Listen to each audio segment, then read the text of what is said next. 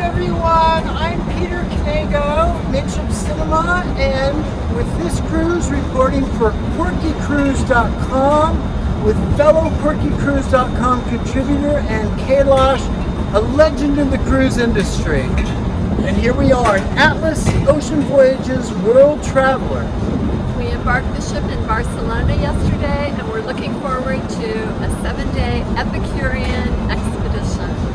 We're starting on deck 4, which is all public rooms, and we're now in the Vasco da Gama Theater, which has some beautiful leather chairs. Leather seats. This is where you come for lectures. We had an excursions briefing in here yesterday, and I think you could probably watch movies on I think they do screen. show movies from time to time, so hopefully they'll show some classics as well.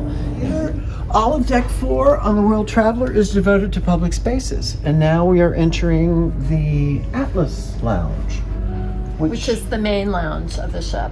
and it's gorgeous. It's got an Art Deco influence, gorgeous furnishings, very comfortable, and I love the black and white photos of the ocean liners and old ships. There's a grand piano in here for music at cocktail time, and there's a little library open in the corner, which is very nice. And of course, the bar, which this is where a lot of people belly up to. Hello. And all the bars have an espresso machine, which is wonderful. At least all the bars I've seen. So you can get real cappuccinos, real espressos instead of those push the button things. Excellent. Let's see if we can ask the bartender what his recommended cocktail is. Okay. How about that? Hi. Excuse us. We're doing a little walking tour of the ship. What's your specialty cocktail recommendation? Today we have a Sierra Tropica with a Sierra Tropica with tequila Sierra, blue curacao, lemon. Okay. Okay. To try. We'll be back later. Well, now we're continuing aft from the Atlas Lounge, the ship's main lounge again, to the reception area. This is where we embarked yesterday, and we're welcomed with a glass of champagne and a beautiful flute and canapes. A very stylish way to get on the ship. And such a pleasure on a small, quirky-sized ship. You just walk on board. No lines, no crowds. Very nice.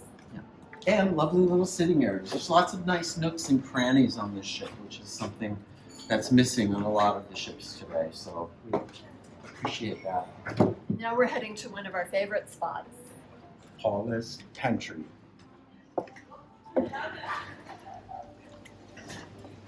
So this is where you go to grab a quick bite.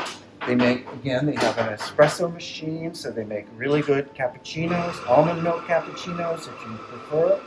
And they have lovely baked goods on the right-hand side of the counter, stage right. And the cookies are fantastic, especially the oatmeal raisins. And on the left, you can get smoothies. And then later in the day, they change it to salads and sandwiches and such. And it's just a great spot in the middle of the ship. Let's take a closer look. Yes. These are the oatmeal raisin cookies I'm talking about, and they are pretty much to die for. So. And this is the healthy section. Yogurt and juices, fresh squeezed carrot juice, which, how many ships today can you get a carrot juice on board? Makes me very happy. So this is a great place. And also over in the corner, we have the shore excursions desk. So when planning the Epicurean expedition, you can just have a coffee and think about it and come over and talk with the shore excursions expert. Here we have a picture of the godmother of the ship. She's the lady who officially names the vessel and cracks the bottle of champagne. And in this case, Terrace Scalziti, who's an executive with Cruise Planners, a very important person in the travel industry. This ship was christened along with his sister in the Chilean fjords in late 2022. And might I add that I would love to see a ship christened by Anne Kailash one day. This is the little shopping arcade here, so you can buy vêtements, basic clothes and little souvenirs and other sundries and things like that. So. And if you really need a gigantic chocolate bar, this is the place. And if you really need a giant chocolate bar after eating the food on this ship, you really need a lot. And here, I love these. They have these vintage photographs of classic liners. I believe this is the Olympic or Titanic because it's a triple screw ship and a counter stern. And you'll see these throughout the ship in the stair towers and the dining room. And an ocean liner fanatic like myself gets very happy when he sees these kind of things. And all these ocean liner details, like the wood veneer, is very beautiful. Yeah, lovely dark veneers and, you know, a lot of classic liner touches here, obviously to modern Solus standards, so you can't have real woods, but they give you that impression and that's good enough. And here's a little hand washing station before we go into the restaurant, and I'd like to point out L'Occitane toiletries. L'Occitane! Beautiful. Atlas Ocean Voyages has a relationship with this French company, and all of these full-size toiletries are in our staterooms as well. Oh, Lisboa Restaurant. Now we're entering the beautiful dining room. Wine cellar first, so there are included wines with dinner, and then you can get other wines if you like from a wine list. Floor-to-ceiling windows here, lovely decor, nice blues and wood tones, and you get more photos of classic liners. The Normandy is in this corner, so we'll have to have lunch there. Branded and Europa over here, Empress of Britain. It's really quite wonderful for somebody who loves the old ships. And the gorgeous big views through the floor-to-ceiling windows.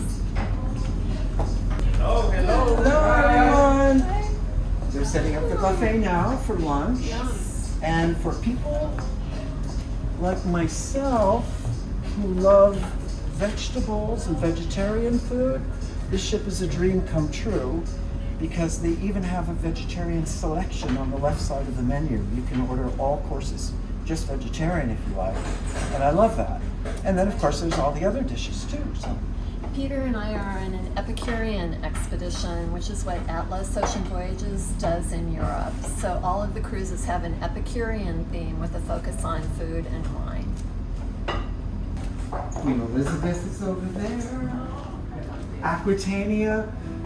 It's just great to see these ships, you know, and that they're being remembered today. And it's great to see them with a maritime authority ship buff like Peter, who knows all of the vessels by sight. They're so beautiful. Obsessive fanatics.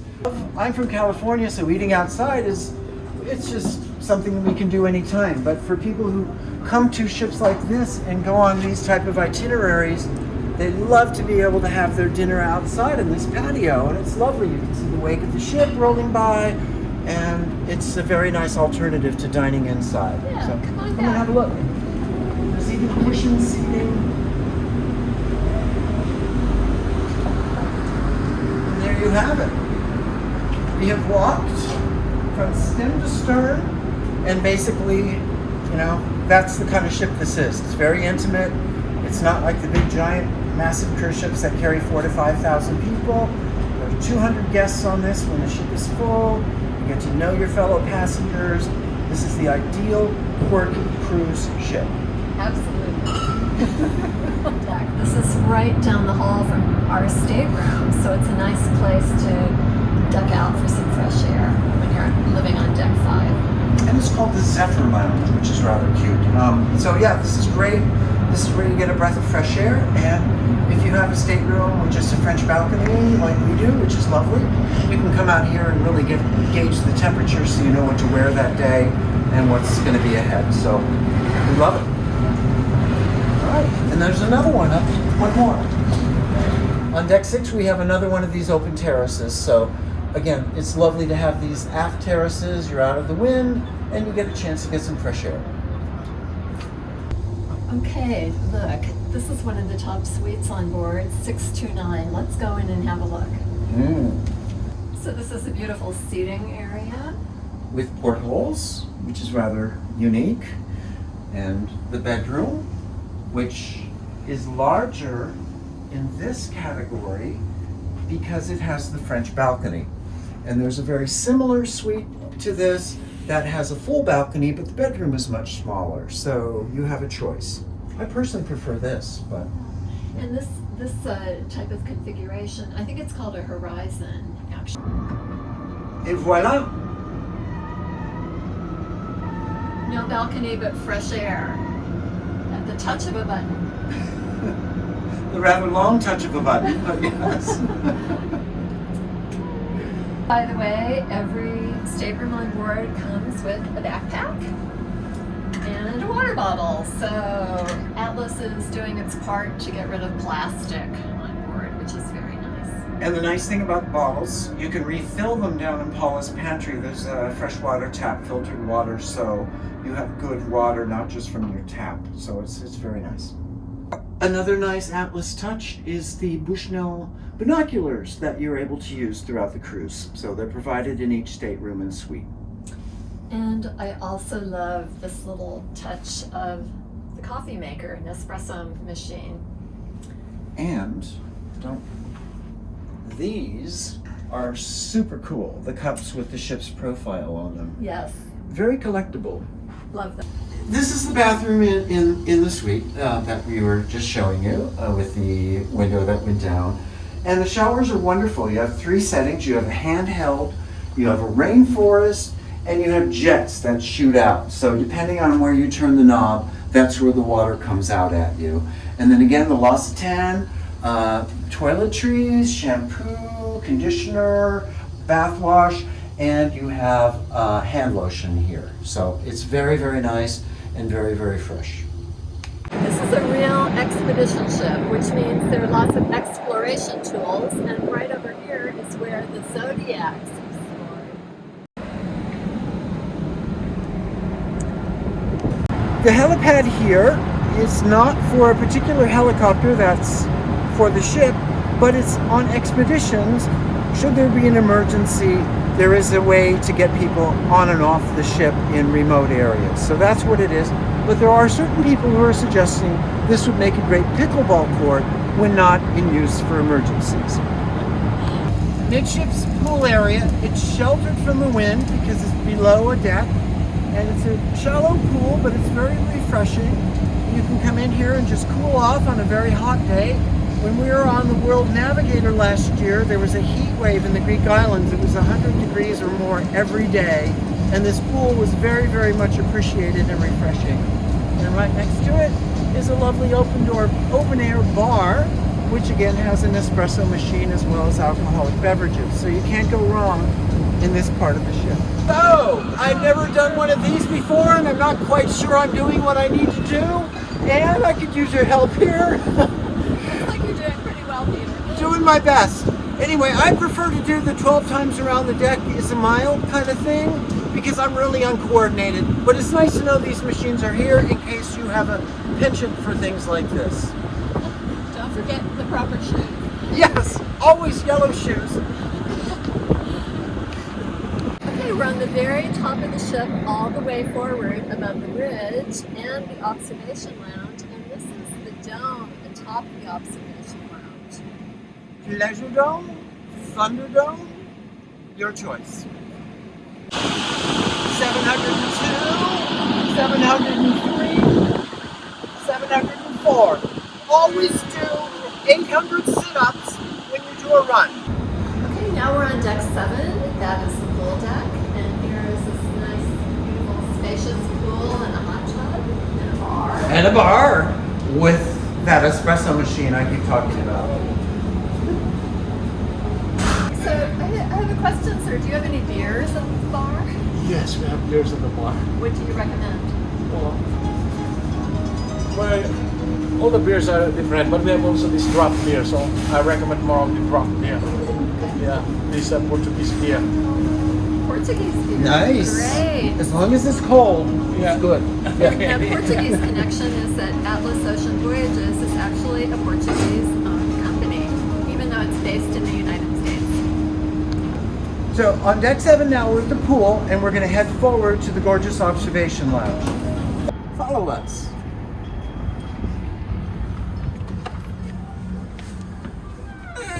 So this is the space high up above the bridge and forward, and as you can see, glorious floor-to-ceiling windows all around. And I think it's also the night spot. It is a nice spot, and at 4 in the afternoon they do an excellent tea service here with the pianist and live music. It's beautiful, and I'm going to do something follow us over here, yeah, there's a nice echo chamber situation. Oh yeah, right here, we're echoing. Can you hear that? Remember the old Austerlitz, the Alfredos? There was that ballroom where you stood under the dome, and the Greek officer said the passengers would talk under the dome, and the sound would go to the back of the room, and they would all sit and eavesdrop on the conversations that were going on. So that may well be happening on this ship too. So don't say anything too secret if you happen to be standing here. Correct. Yeah, this is another beautiful space, and it's so nice to have an observation lounge. They are a dying entity on a lot of cruise ships. They're putting spas or staterooms with balconies up forward, and we're missing that wonderful view of where the ship is going. And this ship not only has an enclosed lounge, it has an open deck as well. So if you're a photographer and you want to photograph while you're going into a scenic place, it's all clear, and you have the open vistas, which is, again, something that's missing on a lot of today's ships. So kudos to Atlas for that. And Peter, look at all the luxurious fittings, the marble floor, this lovely black granite bar, and the, I'm going to assume, Portuguese tile. It looks like Portuguese tile to me, and nobody does tile better than the Portuguese. So. And look at the backsplash on the bar too. Again, more tiles, beautiful finishings, sophisticated, understated, very comfortable too. Just like you. In front of the observation lounge, open terrace where you can lie in the sun if it's a nice, calm day. No obstructions if you want to photograph where the ship is going. And that is something that a lot of ships are missing today, and I'm lamenting that process. So I'm really glad to be on a ship where you can actually see where you're going and photograph it. From the Dome Observation Lounge, down the main staircase on deck 8 to deck 5, where there's an open deck. And we have an old friend, the Queen Mary, greeting us as we go. And I'll never forget seeing the Queen Mary with you in Long Beach. Yes, and may we do that again one day soon. I hope so. Beautiful ocean liner. After you, my dear. So we're on forward deck 5. We're entering what is called the water's edge. And so we have to go through this doorway to another door because of the wind. And here we are.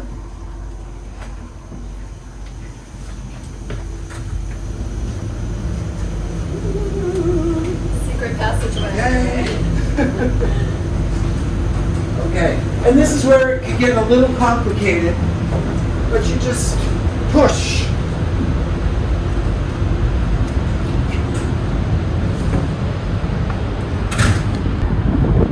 We're 30 feet above the sea here, which is fantastic if you're in a place like Antarctica, where you want to get close to the sea life or icebergs and all of that type of thing. They do yoga out here in the mornings on certain cruises, and a nice touch, especially in colder environments, are these seats which are heated, so they give you a little extra warmth, sort of like a Tesla. Come on up forward. So for all those Leonardo DiCaprio and Kate Winslet fans, you can do your King of the World thing here, and you're actually in a passenger space and not sneaking out onto crew deck, which is very nice. And so for ship people, this is called the forecastle, and here we are in front of the forward superstructure, and one of my favorite shots of the ship is here and open whenever you want to get it, with this lovely terraced deck area. And look at the tram passing over the ship in Barcelona. What an unusual sight. And they're looking down at us going, who are those crazy people out on the bow? So everyone, thank you so much for joining us on this rather quirky tour of a very quirky ship for